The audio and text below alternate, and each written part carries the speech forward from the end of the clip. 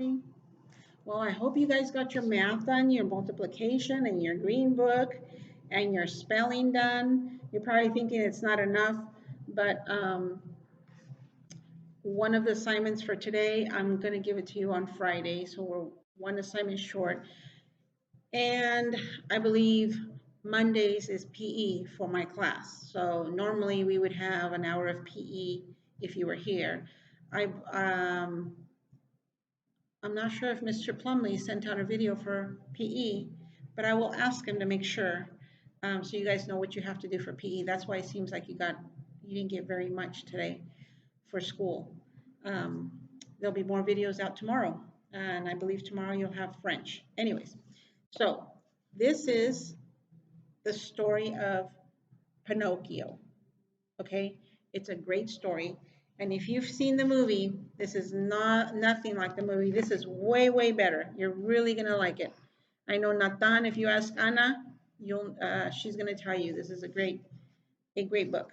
Okay, so the first chapter is a very short chapter, and I'm only gonna read one chapter each day. Okay, and if there are any pictures, I think everybody in my class already has the pictures except for spelling group number 1. If you would like for me to send pictures home from the chapters, let me know and I will make you copies, okay? So the first chapter, chapter number 1, is called The Adventures of Pinocchio. If there is a picture, I'll hold it up so you can see the picture, but chapter 1 doesn't have a picture, okay? So, The Adventures of Pinocchio, chapter 1.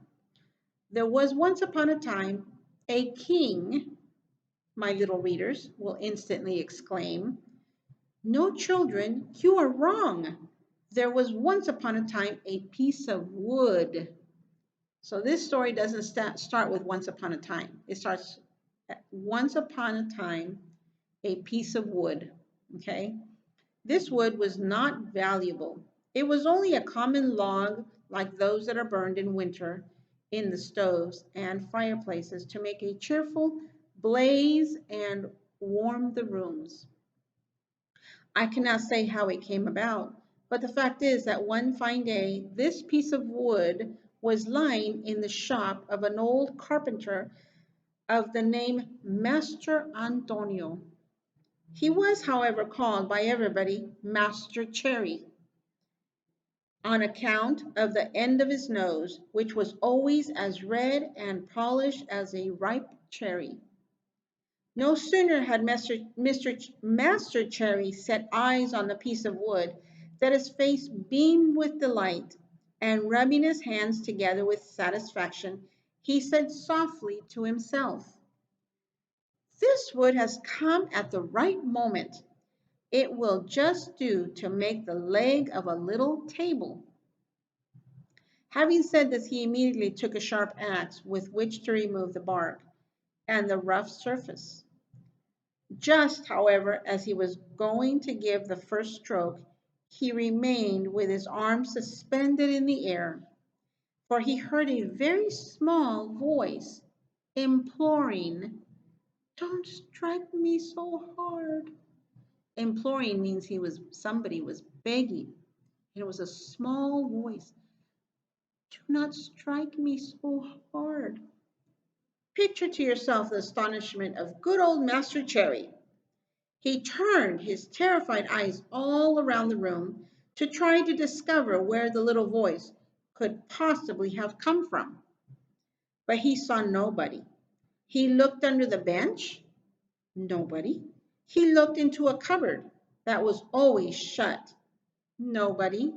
He looked into the basket of shavings and sawdust. Nobody.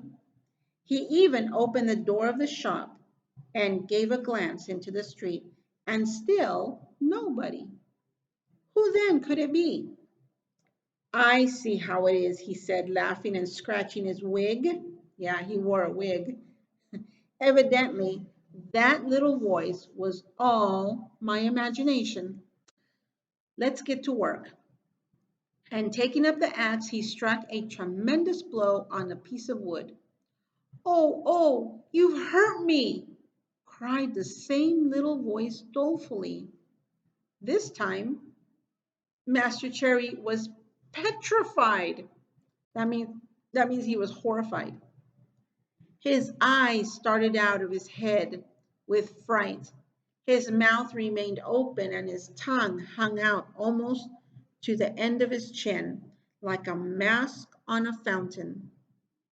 As soon as he had recovered the use of his speech, he began to say, stuttering and trembling with fear, "But where on earth can that little boy voice have come from that said, 'Oh, oh'? Here there is certainly not a living soul. It is possible that this piece of wood can have learned to cry and to lament like a child? I can't believe it.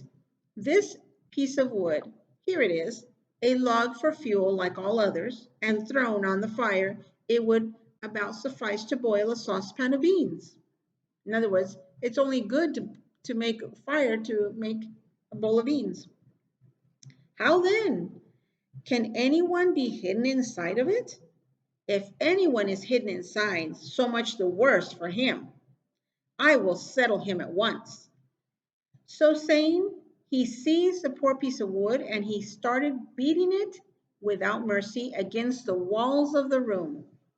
Then he stopped and he listened to see if he could hear any little voice lamenting. He waited 2 minutes. Nothing. 5 minutes? Nothing. 10 minutes? Still nothing. "I see how it is," he then said, forcing himself to laugh and pushing up his wig. Evidently, the little voice that said, "Oh, oh," was all my imagination. Let us get to work again. Putting the axe aside, he took his plane to plane and polished the bit of wood. Plane, I believe, is like a flat piece of metal that's kind of sharp, and you slide it across the log to make it smooth, almost as if you were sanding it, but it's really shaving the top piece of bark off. Okay. But while he was running the plane up and down the log, he heard the same little voice say, laughing, "Have done? You are tickling me all over." This time poor master fell down as if he had been struck by lightning. When he at last opened his eyes, he found himself seated on the floor. His face was quite changed. Even the end of his nose, instead of being crimson, as it was nearly always, it had become blue from fright. That's the end of chapter 1. Crimson is a very deep red color. So his nose, which is normally crimson red, became blue because he got so scared hearing the voice come from the log again. So tomorrow we will read chapter 2, and the chapters are only about like 5 minutes long. There might be one that is 8 minutes maybe, but they're very short, okay? And remember, if you don't have time to watch the video on Monday, you can watch chapter 1 and chapter 2 on one day. I will label the video as Pinocchio number 1, Pinocchio number 2, Pinocchio number 3. Each chapter I will put the number there, so that way if you miss a day, you'll know what order to watch the videos in. Okay? All right. If you want to draw a picture of what the story that I read, draw me a picture and draw a picture of Master Antonio, or Master Cherry was his nickname, and maybe, working on his log. And that would be nice to have those pictures and send those in. I'd like to see them. So every day while you're listening to the story, draw a picture of what you think is happening or what you hear is happening in the story. All right? So I'll talk to you guys tomorrow, chapter 2. Bye-bye.